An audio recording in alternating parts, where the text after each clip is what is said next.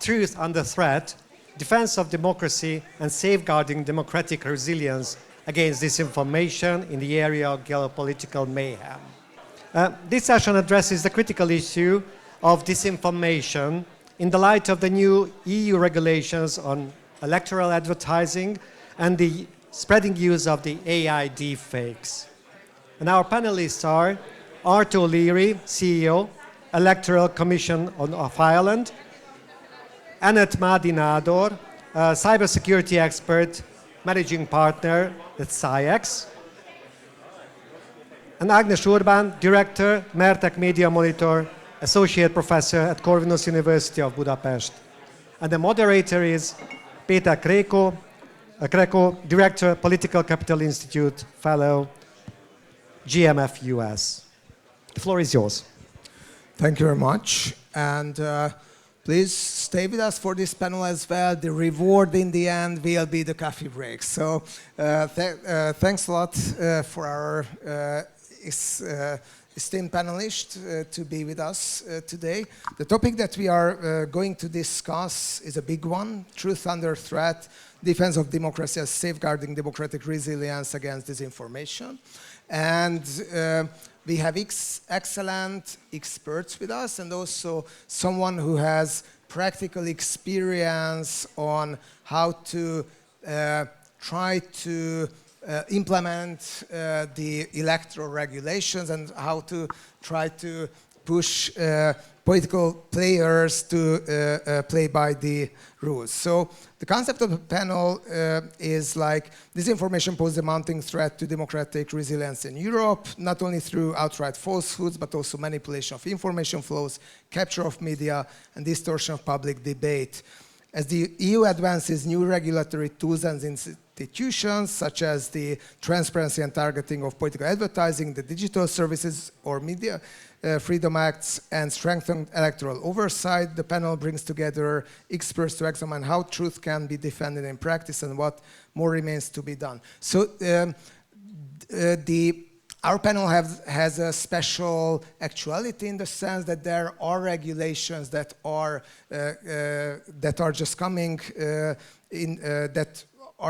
coming into place, and this is something that we will touch upon in the panel. And just as a stage setter, my brilliant colleagues at Political Capital have recently written an analysis, and I just would read the title, which I think describes rather well the nature of the animal that we are talking about. A Vietnamese origin Facebook page posing as Puerto Rican advertising anti-Ukrainian messages to Hungarians and Poles using African money. So all the advantages of globalization are here with us when it comes to the information and disinformation space. And also, it's important because there is one element here: advertised messages. Please raise your hands if you have seen political messages advertised coming up on your YouTube or Facebook page in the last month. So yeah, it's Hungary, which we know is one of the champions in that respect. You won't see these messages, at least theoretically, after 10th of October because of the change of the regulatory landscape, and also with the new regulation taking effect on 10th of October, the TTPA that I mentioned beforehand, this transparency and targeting of political advertising, as a result of that, both Meta and Google have announced that they will stop accepting political advertising in the EU. And the big question here, especially for us Hungarians who have seen these ads coming up to our faces whenever we go on Facebook, but for all EU citizens, that how it can change the information landscape and also the disinformation landscape. And not everyone is happy about this regulation. Some says that it will silence also some voices who are fighting for good causes, and also it will not help the situation of some authorities to communicate through the public. So I would turn to the whole panel to discuss this first issue. So what do you expect as a result of this changing regulation? And also, first I would turn to Arthur Leary, who is the head of the Electoral Commission in Ireland. Ireland is the home for the headquarters of many European very large online platforms. So what would you expect as a result of this regulation? Also, can it make the life of an electoral oversight body easier or more difficult? Oh, I think it was intended to make our lives much easier and much easier to regulate this space.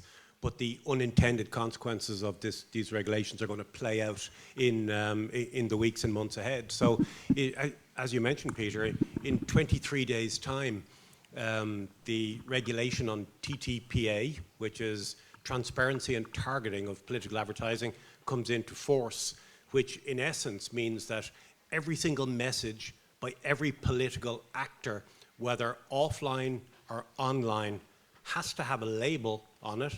And in most cases, there'll be a QR code which will bring you to a website which will indicate who paid for the ad, who benefits from the ad, how much the ad cost, how long it's going to be published for, and who the ad is targeted at.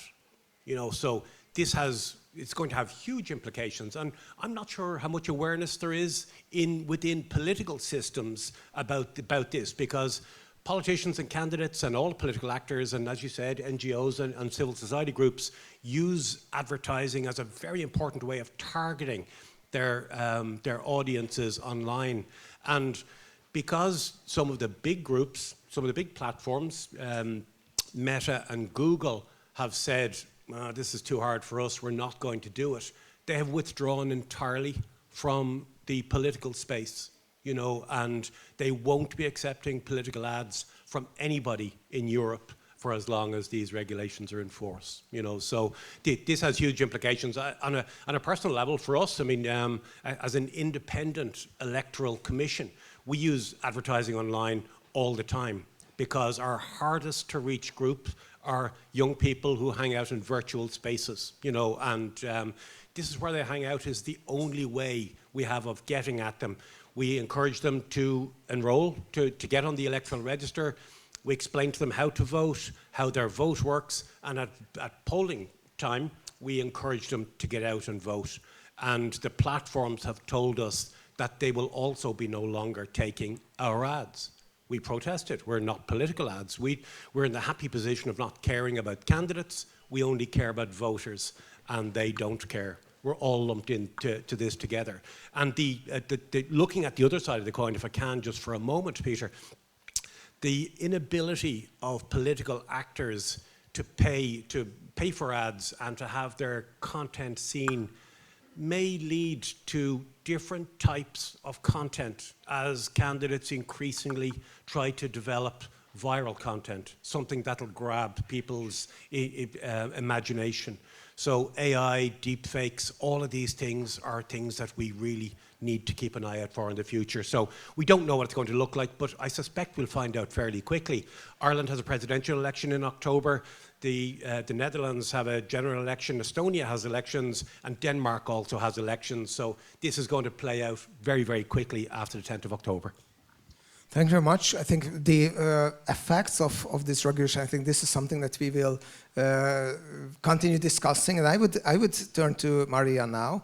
Maryia Sadouskaya-Komlach, she's the Global Engagement Strategist at Free Press Unlimited, also a fellow at the Center for European Policy Analysis. I forgot to mention at the beginning that Science Plus is one of our partners in the whole conference, and this panel is in cooperation with Science Plus that Maryia represents as well. So Maryia, you have, and Science Plus is a platform, if you don't know it, worth visiting, that collects and also distributes and produces quite a lot of good analysis and insight on this different disinformation trends. So you have an overview on the European disinformation landscape, and also with knowledge on the most difficult places as well when it comes to the truthness of information. So what would be your expectations? So will the disappearance of the electoral ads, will it rather help the enemies of democracy or the Democrats, to oversimplify a bit the question? Well, thank you very much. You gave me so many titles, I don't know from which to start. However, I should tell you also that I come from a country where a 39-year-old populist leader on the slogans of fight with corruption came to power, then he dominated the courts, then he killed the media, then he actually made the referendum changing constitutional power, and wow, that was in 1994, Belarus. So, you know, we have some experience of seeing how certain, and he was supported by a big country with financial and political interests, Russia. So we come to these cycles in the history when we are thinking we're fighting with something very new, let's say AI-powered online advertising, but we're actually, as some of the people said earlier at the panels, are actually talking to the same adversaries. So the new regulations that you mentioned, I would agree here with Commissioner O'Leary, it probably means good, but probably will create problems for the well-willing actors inside the European Union. And first and foremost, independent media. Another actor who really uses advertising a lot to understand, to go beyond the bubbles, to try to make people talk and not polarize and understand what youngsters want, what older users of social media want, are media. And even already in 2023, when legitimate national media during the election year in Poland were trying to just promote on Facebook stories about environment, climate change, domestic violence, women's rights, these stories were rejected on the basis of being political. Imagine now with this new law how easy, in brackets, it will be for the media to say we're not political if even an independent electoral body in Ireland cannot prove it to the big tech. And the second threat I see here, although I do believe it's very important to be transparent about political advertising, is that that will cause a wave of copycat laws outside the European Union. Already now, governments from Nicaragua to Russia to other places say that their foreign agents' laws are just copying the US and some other laws. So imagine you have a wonderful law where everyone whom you consider to be a political advertiser has to reveal the source of his advertising and build a QR code to lead to it. I think we will soon see all across the world people saying we're just repeating what the European Union does, and if they don't admit it, they're hypocrites. Thank you. Yeah, very, very important point, and also thanks for bringing the Belarusian experience here. Anett, I would turn to you now. Anett, Mádi-Nátor is a cybersecurity expert and managing partner at CyEx, and I would ask, I mean, when we discussed yesterday on what we are going to discuss in the panel, you were the one beside Art who recommended this topic of advertisements coming up. What do you think? What should we expect in terms of how political players might adapt to this new situation, and how much it can be exploited by even possibly external actors who would like to interfere into political processes and change the information landscape in a given country? Thank you for the question. To be honest, I don't know how political actors will react to the technological consequences of this new regulation. So I can only describe what we may expect in the cyberspace as a technological change, and through that changes in the ways of information operations in general. But for that, I believe it's very important to understand what we understand under the concept as information operations, because probably it's not the same for you, the audience and the panel, and for me, because I come from the cybersecurity angle. So when we talk about information operations, we distinguish at least two layers. There is a cognitive layer, where the discussions usually go on and that you refer to as well, both of you. And there is a technological layer, which also is affected very severely by this new regulation. And there is one strong consequence that we already foresee, is that those technological means or digital means via which political parties, powers, governments, whoever, wish to utilize the effect of political advertisement, they will have to change in a way that they have to turn back to organic players. And that means that everything that we learned to identify up to 1 month ahead in time, so up to October, will disappear. So we will have to be able to identify how this organic space develops and evolves. So that's one very important thing. I believe that everything will, it's like going back in time, 10 years, 15 years back in time, where we did not really have this very strong visibility on political advertisements. And so everything that is paid now and openly, like in a followable way. I know that there is no such word like followable, but everything that you can follow will disappear, and financing these political advertisements and also the means that technological means that will be utilized will go back to the gray zone somehow. So we are losing here, that's for sure. Also, to be able to run this sort of more organic way for political advertisement, we foresee a lot more cyber attacks, let's say, in a sense that the game for gaining access to databases that contain user data, online user data of potential targets, which are certain groups of society, certain layers of society. So the battle for these databases will definitely grow. So this kind of cyber operations, which belong to the technological part of the information operations, will go much stronger than they are now. Though I have to mention that the situation now is already absolutely severe, so we are expecting to go from absolutely bad to even worse in this respect. Mm-hmm. Thanks for. I hope I cheered you up. Thanks for the hopeful comments and for the light of the end of the tunnel that you highlighted. Ágnes, I would turn to you and just as a disclaimer, I would mention here that we are part of a project together with Ágnes called Hungarian Digital Media Observatory, which is an anti-disinformation project supported by the European Union. And why is it important here? Because we had a project that monitored the electoral ads, their quantity and also their quality.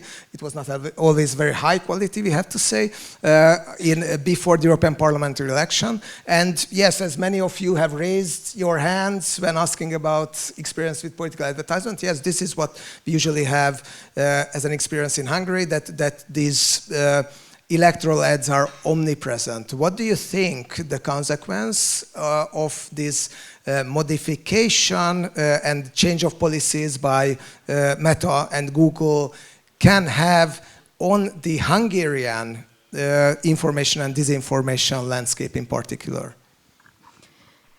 Actually, I think it will be surely a new era. In this sense, I'm probably more optimistic than many others. Maybe than Anett in that respect. But of course, I think we all know that the Hungarian ruling party is very creative in hacking the different kind of rules and regulation. So I think even if the Hungarian election will be much later than in some other countries, probably it will be a good test country to see how the political actors react to this new situation. Actually, I already have some ideas how it is possible to hack. The regulation, I don't want to talk very openly about it, but probably, for example, the pro-government media will have a role in spreading messages, and it will be very, very difficult to differentiate the political advertisement and the simple advertisement of the content. And of the public media, for example, which aims to serve in case of information. Hungary, the public service media is in a rather special situation. I mean, it is a kind of #1 player in spreading disinformation. So I think we will have extremely interesting weeks and months after 10th of October. And it will worth to monitor the changes in several sense, especially on the one hand, how the political actors try to hack the system, and on the other hand, how the platforms react. So they take a risk-avoiding behavior just to fit to the or just to comply to the European regulation, and they will just stop this kind of harmful practices, or they try to monetize from the political advertisement as much as it is possible. But I have no idea what will happen, in fact. Yes, thank you for highlighting it. I would agree. I mean, we have our preliminary assessment, and we also think at my institution that the political forces that have a more diverse and plural information ecosystem, they have possibly more tools to circumvent the regulation. And also we have done some analysis in which we, that I mentioned before, in which we found that sometimes the categorization of ads as political or non-political is totally arbitrary, which means that you can just maybe try to hack the system by flooding it from multiple sources with political ads, hoping that they will be categorized as non-political. But yes, don't give good ideas for the super spreaders of disinformation. Art, I would turn back to you.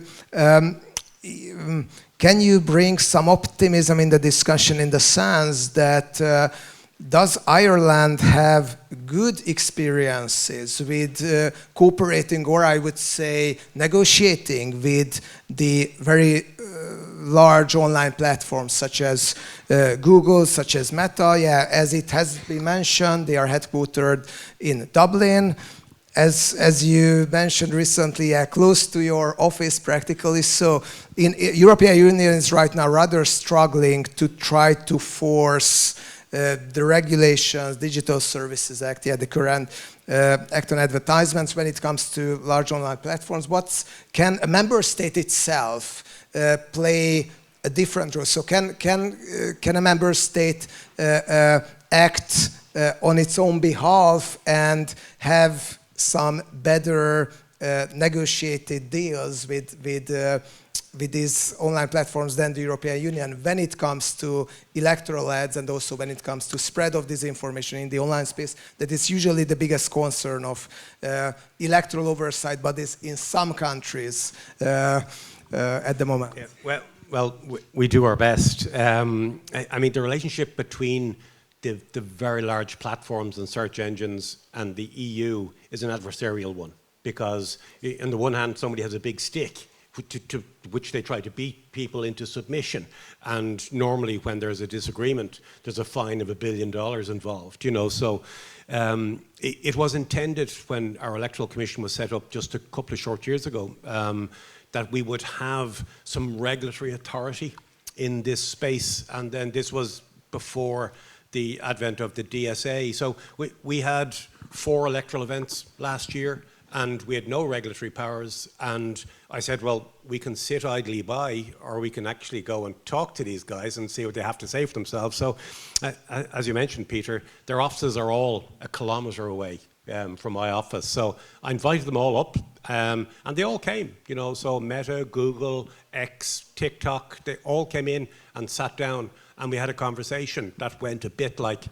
did you have a dinner with them like Donald Trump did recently? Yeah, no, I mean, they all came in with an open mind, and they sat down, and they were very friendly, and the conversation was, you have an awful lot of power here when it comes to communications and electoral integrity.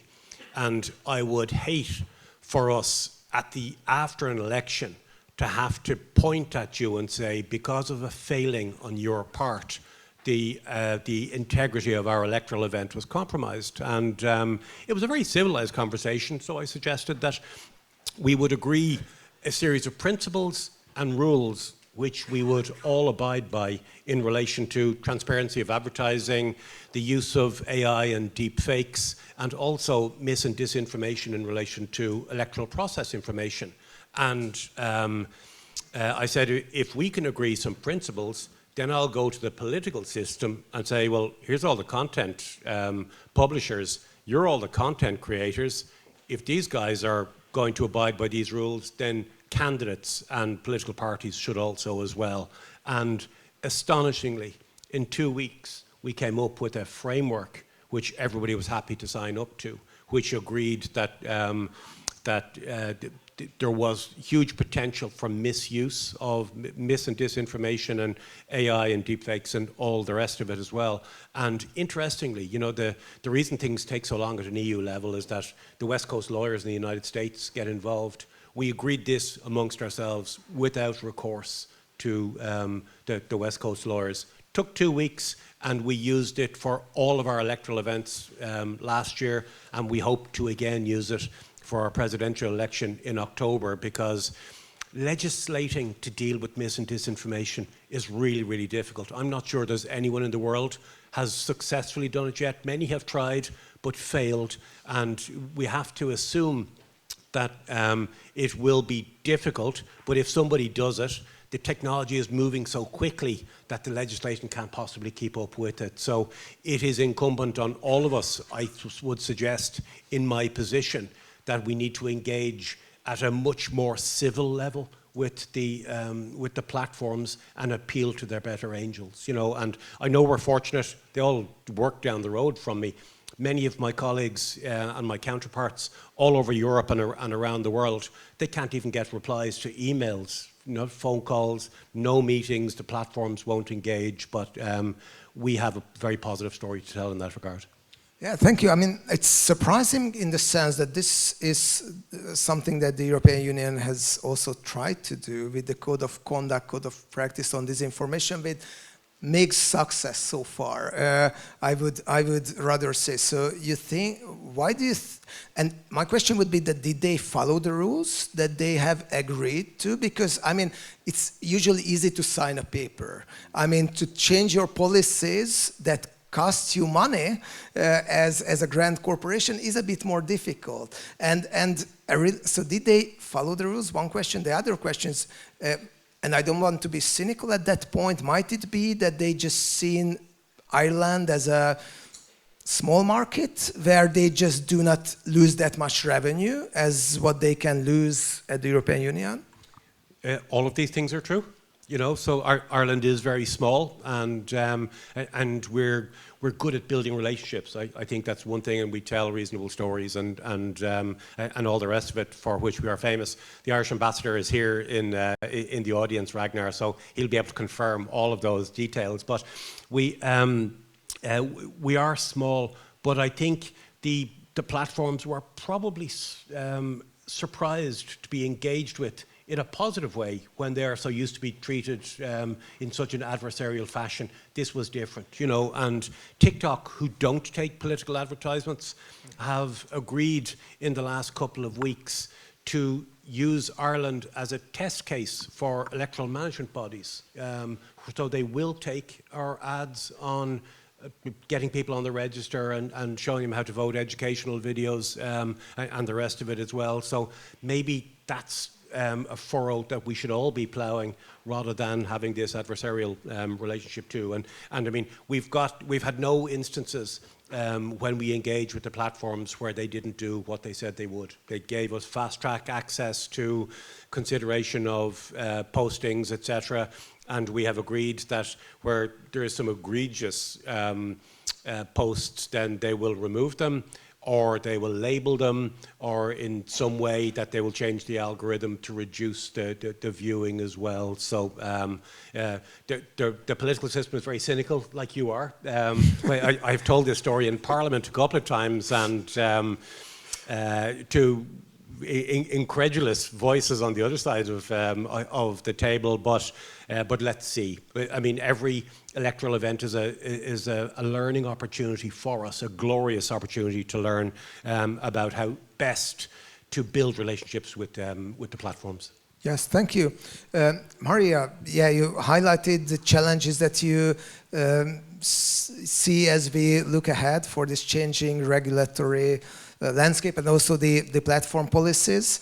What would you expect in the elections that are coming up in Europe? Because there will be quite a lot. I mean, in Czech Republic and also Art mentioned a lot of others. And yeah, do you see some possible strategies either for, let's say, media or just, I mean, voters who are consuming information on how to try to navigate in this new environment?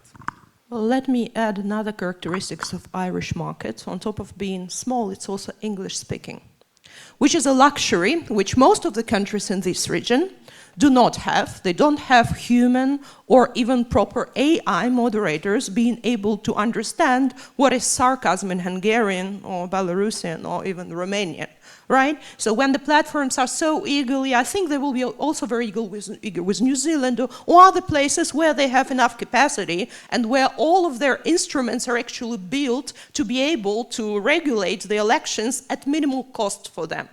Everything else, unfortunately, is at a higher cost and as a lower priority, as they're also not registered in Hungary or Romania, as far as I know. So this is where this adversarial position from the European Commission sometimes might be useful, although I should say that platforms, including TikTok, the Central European Office in Poland, are very friendly. They, I think, have co-applied for Horizon proposals under the European Union, trying to improve the debates, and it's not all black and white. Speaking of upcoming elections, I think we're again talking 10 years backward here, and not because of the new regulation, but because the actors who are now influencing the elections are doing everything to pollute the databases from which AI take their information. An average 25-year-old doesn't go to Facebook. I mean, it's like their grandparents' or parents' social media. They're also not spending time on Snapchat, and at best, they're following their parents on Instagram. But for everything related to their life, they go to one of the AI agents. And it has been determined by several researchers that, for example, the Russia, sorry to name Russia, no one names it today, but the Russia-aligned actors and some Chinese-aligned actors are actually not even trying to make their web pages most popular anymore. They create a lot of pages and social media accounts which have 10 followers with only one reason: to enter the databases from which AI provides you the so-called objective information. So I agree with you, Commissioner. Any legislative initiative would probably be very late, but I'm not sure you talked to OpenAI or Anthropic or Chinese operators of AI either when you prepared that code of conduct. What does it mean for the elections? Frankly, media and journalists, they gave up on trying to persuade the social media platforms. I've been at Danish dialogues about Ukraine, I've been at meta dialogues about Russia. They always talk to you, they always promise. They're at best helping to remove 1% of harmful content. And what they're not really helping is guiding people to alternative, fact-based content. The moment when you say, what can you do to actually promote the non-polarizing, the bringing people together, the answering the grievances content, which is produced by legitimate content producers, they say, oh, freedom of speech, markets, regulation, we can't do much. And therefore, many media are trying to develop their apps, their own platforms, they're all alternative mini social media. In more restrictive environments, they're also working on alternative VPNs, which are associated with their brands. They're trying rather to solve the issue together, collectively learning from each other about how to make sure that when a person doesn't know how to form an opinion of something very alien to them, as Mr. Krastev said today, they would turn to the source they trust. And that source would be not a person they just met last week who spoke nice populist words, but would be media or independent content producers that they trust. And I think this will be the answer, maybe not in Czech Republic, everyone is very pessimistic there, everyone tells me who wins already for a year, I don't know why they even have elections, they could have appointed Babiš a year ago, and you know it will be much easier, but maybe in the more electoral campaigns that would be deciding about people's life on the local level, on the council level, on the regional level, and also on youth mobilization. So I would look at that relationship with AI and in which countries the media will be strong enough to be trusted even if big platforms create barriers. Thank you.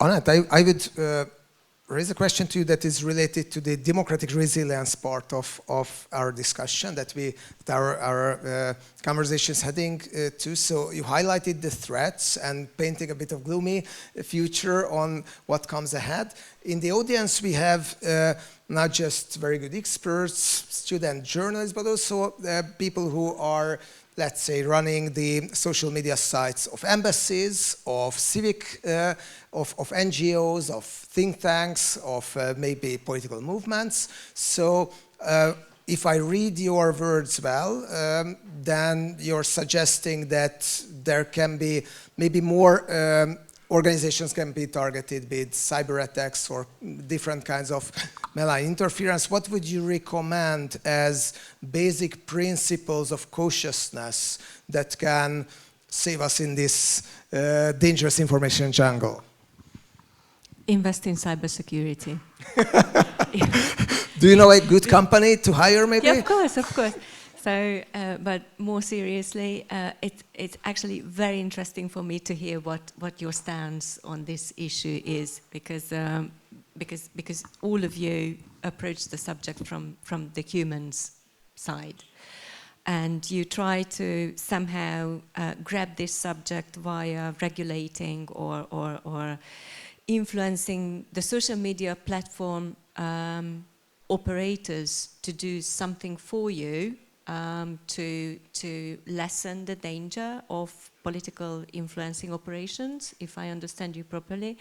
Though I have to, so you may want to consider one thing, okay? And I don't want to be hysterical, not even over emphasizing things, but basically social media is only a platform, a means for something. And what you should much more consider is basically the content and the actors who generate content and who want to utilize or who actually utilize successfully different ways of social media, different channels of social media to achieve certain purposes. And to understand this even, you may want to step one step back and you may want to understand what actors have what sort of motivations. Let me give you one example, because you mentioned electoral campaigns, probably, if I understood you well, and the elections in general. Different actors in the cyberspace have different motivations, and you can actually identify, you actually know, if you are a subject matter expert, that what are the basic motivations of one adversary and what are the basic motivations and also the techniques and procedures to conduct that kind of motivation of the other adversary. And if you actually consider the whole subject from a different perspective, like hybrid warfare or asymmetric warfare, you easily reach out to military doctrines where the means of influencing campaigns, as you are saying it, or information operations as we say it, are clearly described. So you can actually understand which adversary or which actor will conduct its information operations and through which specific means. So from our perspective, the social media operators, the platforms, are just one tiny piece of this whole equation. Also, we have to mention, to be unbiased, that at the moment, like today, there is no technical way of filtering the content, filtering information.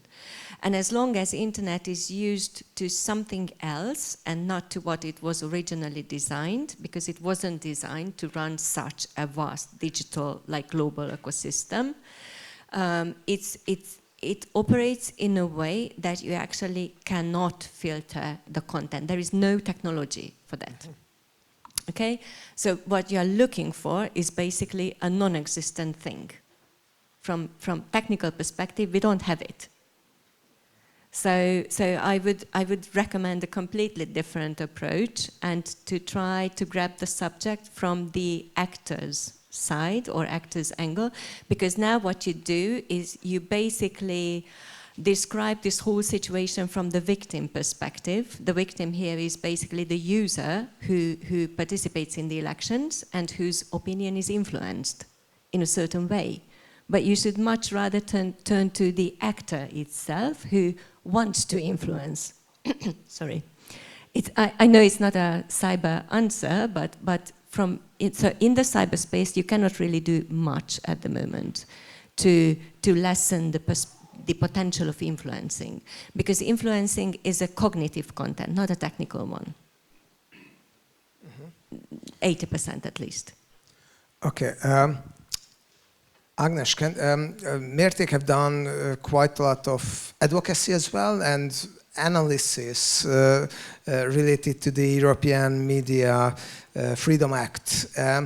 Should we expect it will be more again on the it's half of the, let's say, perpetrator side, half of the victim side, but what should we expect as a result of this regulation? You think can it really help to sustain, how to say, a less polluted information landscape? Shortly saying, no. No. But wish for a more hopeful response. Yeah, so European Media Freedom Act is absolutely important, especially from a Hungarian perspective, but we are in the very beginning of a long process. So it can be a legal basis to file lawsuits, to find the boundaries of the regulation, but it will take long years to find the possibilities and the real effective sides of the European Media Freedom Act. For example, the transparency of the state advertising rules are absolutely important, but it takes long years to define what transparency is, what undiscriminatory spending means. So after a long years, it will help a lot to demonetize the propaganda, but in short run, it will not help. Thank you for the sobering response. And given that we have a brilliant panel also in terms of keeping the time, we have a bit of time for questions. So if you happen to have some, we are happy to pass over the mic. We have time for 3 questions, and we would come back to the panel first. Richard, please. Thank you. I have a cyber question, just a brief follow-up question on what you said, that we don't have a technical ability to filter content. So I focus on China in my research, and I wonder if China doesn't have this, like basically what they have as part of their censorship Great Firewall, if this is not what you were describing, which we don't have. Yeah. Sorry, let me just collect the rest of the questions and then you can respond. Okay, I've seen a hand over there.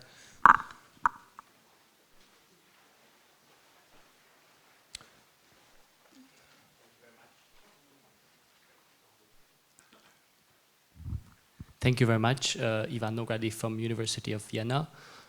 My question would be regarding the moral and legal aspects of foreign cyber interference into campaigns.